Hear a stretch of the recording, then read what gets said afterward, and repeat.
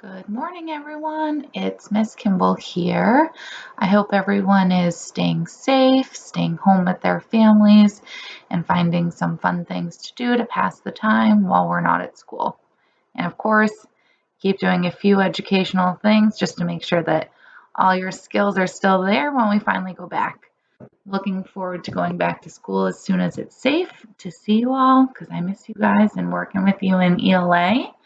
But in the meantime, we're going to read some of the book for Refugee.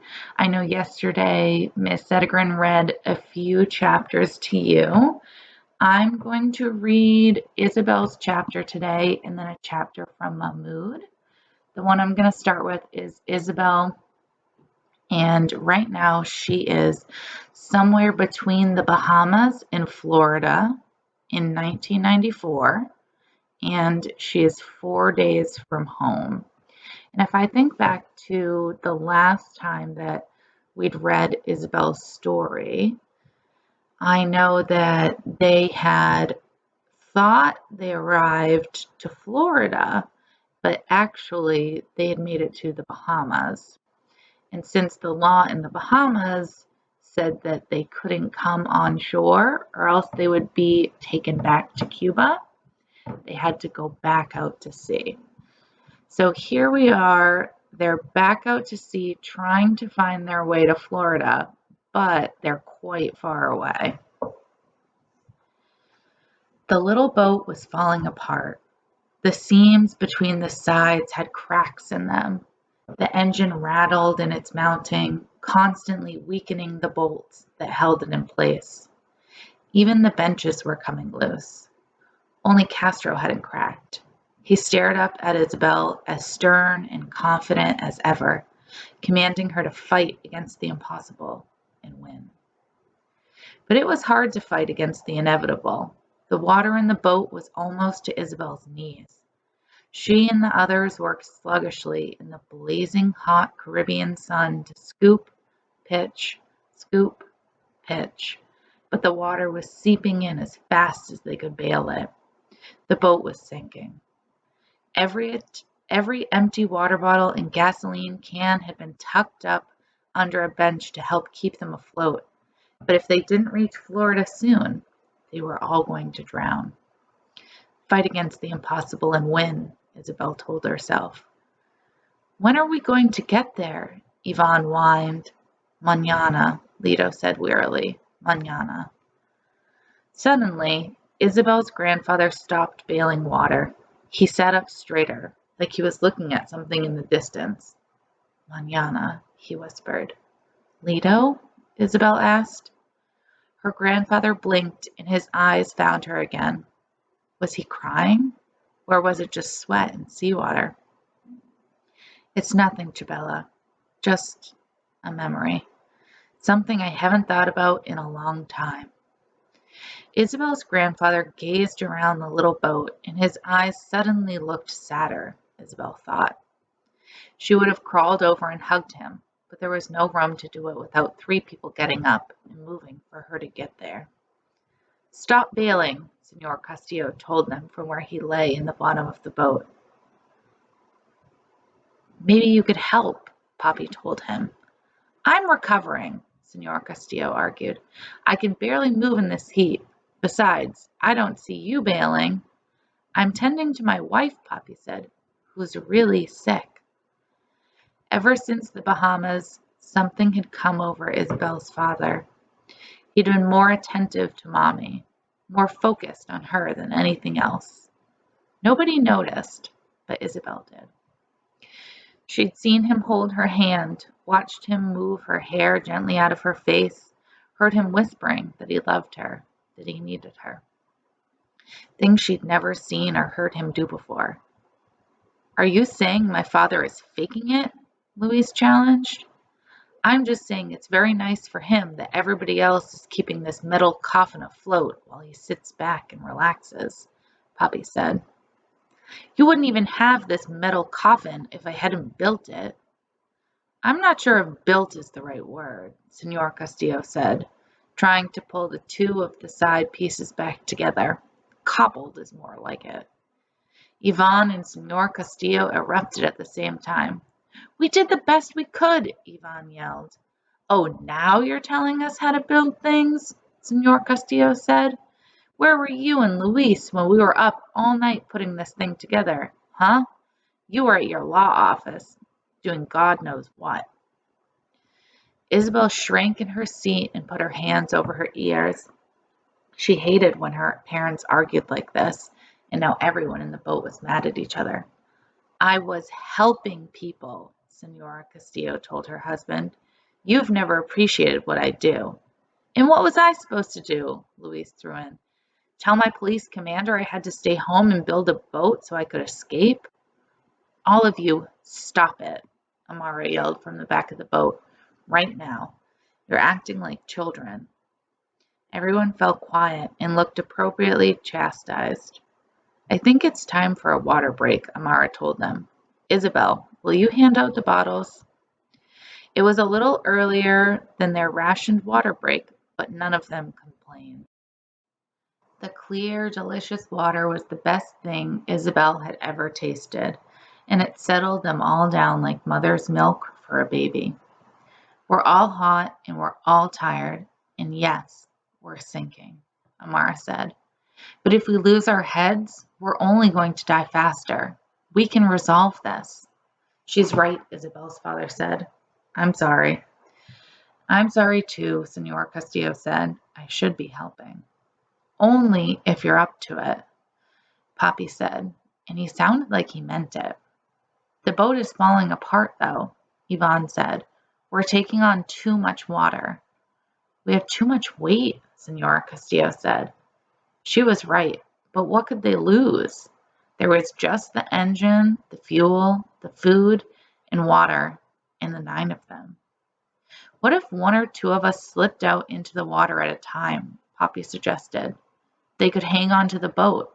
Floating in the water alongside would help take some of the weight away." "But it would drag on the boat, slow us down," Luis said.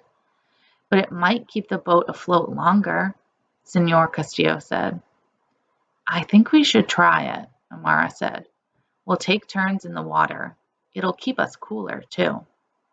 And right now, Isabel thought, cooler heads just might be the most important thing of all.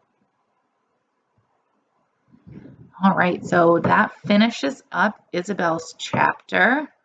I'm looking forward to see what happens when they get in the water. I know that personally, I'm a little afraid of the ocean. Probably would not want to be floating in the water, but I agree that they didn't really have much of another choice. Alrighty, we're gonna move on. I'm gonna do 2 chapters today. So that was that first one. And now I'm gonna go into Mahmoud. And he is somewhere on the Mediterranean Sea in 2015, and he's 11 days from home. So I know yesterday Ms. Zettergren had read part of Mahmoud's chapter. And in that chapter, Mahmoud's mom had just had to give Hana away to a stranger. Because remember, they'd fallen out of the boat, and it's hard to swim in the middle of the ocean, and she was trying to carry the baby. So they came up to a boat. The boat said they could not get on, but they would take Hana. So, of course, Mahmoud's mother is devastated, but when they're floating in the water, they find a life jacket. They put the life jacket on. In the last part of that chapter, Mahmoud is thinking, I just need to make it through the night. So that's where we're going to pick up. Mahmoud was in and out of sleep, waking every few seconds when the waves washed over him. Minutes, hours passed, and Mahmoud dreamed that a boat was coming for them. He would hear its motor over the lapping waves. Mahmoud jerked awake. He ran a wet, cold hand down his face, trying to focus, and he heard it again, the sound of a motor. He wasn't dreaming, but where was it? The rain had stopped, but it was still dark. He couldn't see the boat, but he could hear it. "Here!" he cried, "here!" But the sound of the motor still stayed frustratingly, agonizingly far away. If only whoever was on the boat could see him, Mahmoud thought. All his life he'd practiced being hidden, unnoticed. Now, at last, when he most needed to be seen, he was truly invisible. Mahmoud cried in exhaustion and misery. He wanted to do it all over again. He wanted to go back and stand up for the boy in the alley in Aleppo when he was getting beaten up for his bread, to scream and yell and wake the sleeping citizens of Izmir so they would see him and all the other people sleeping in the doorways and parks, to tell Bashar al-Assad and his army to go to hell. He wanted to stop being invisible and stand up and fight. But now he would never get a chance to do any of that. It was too late. There was no time. Time.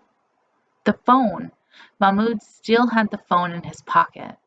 He pulled it out and pushed the button on it through the plastic bag, and the screen with the clock on it lit up like a beacon in the night. Mahmoud held it over his head and waved it in the dark, screaming and yelling for help. The motor got louder.